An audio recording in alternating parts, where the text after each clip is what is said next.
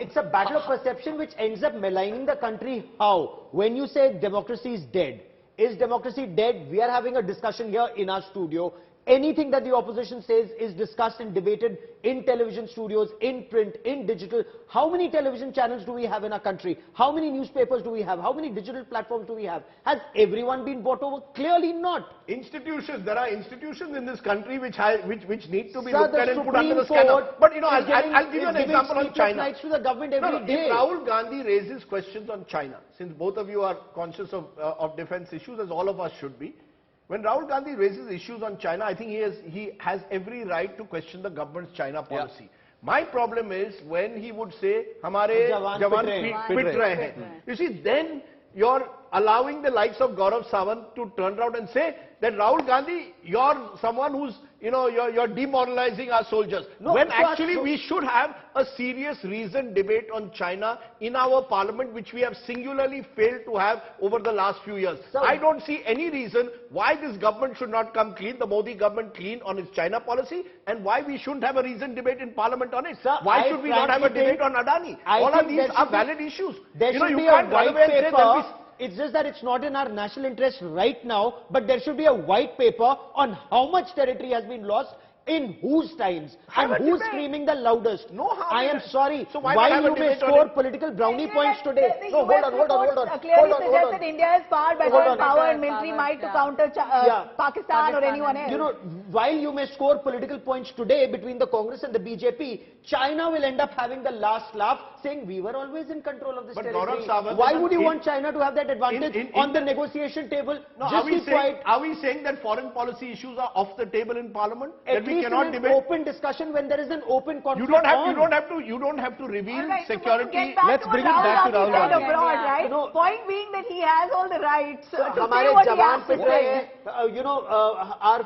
हमारे जवान नहीं पिट रहे हैं. He is saying this at a time जब हमारे जवान actually पीट रहे हैं. And we've been on ground and spoken to the Rahul soldiers. Gandhi saying what he says becomes anti-India. Anyone from the BJP saying what they have to say is never anti-India. It's more patriotic. So that's the hypocrisy that I would call out. A charitable way of putting it, even for critics, Rajedeep, would be that even if Rahul Gandhi makes a lot of against one, a lot of no. There's no question about it. I am saying with you till the end. I'm not defending Mr. Gandhi. I'm trying to find nuance. I'm trying to find nuance. This is actually something that I'm asking all of you, which is that Rahul Gandhi might raise a lot of legitimate questions. I agree with you when you say raising questions about China. Similarly, raising questions about other things. It's his job as an opposition leader. He must raise these questions. I am saying in this kind of supercharged political atmosphere that we have, he always seems to provide one nugget for diversion. He will say something that's, that can be easily latched onto, like this pitai ho gayi hamari jawanon ki, or something, and then it completely gets diverted. Let me say something controversial and then ask you, Aishwarya, to respond to it. I believe that we are in IPL season. These team managements and commentators use a word in IPL, match up. Which bowler is going to be matched up against which batsman. I think the BJP will make sure, whether we like it or not, that Rahul Gandhi makes the news because they want the match-up with Rahul Gandhi. Of course they do. Somewhere they want him to be the focus. I wonder, you call him at one level, the IT cell calls him a pappu, right? You caricature him. And yet, you have every senior leader of the BJP, day by day, from the law minister to the INP minister, responding to every comment of Rahul Gandhi. Aishwarya, before you answer, I have to quote Rajedeep. He put out a tweet the other day saying if Rahul Gandhi didn't exist, the BJP would have to invent. I didn't use the word BJP, but I said someone would have to invent. He would have to be invented. So my question is, there's a Rahul Gandhi. There are many states in our country. He did the Bharat Jodo Yatra. All these things that he said when he went to the UK, did he really need to go to the UK to say the same things which he has been saying in the parliament? He could very well be sitting on Vijay Chowk, with all the mics. Now he was invited as someone, as a leader, as a neta of the country, as a young youth icon at whatever age he is. So this has to joking. No.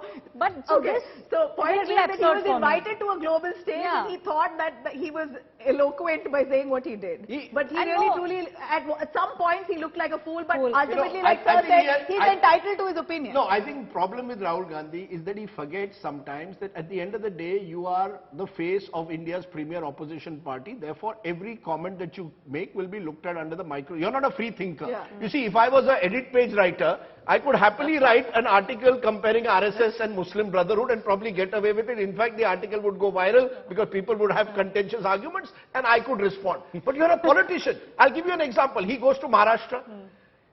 There, Bharat Jodo Yatra, relatively successful, large number of congressmen gather. The problem is that he then goes there and attacks Savarkar.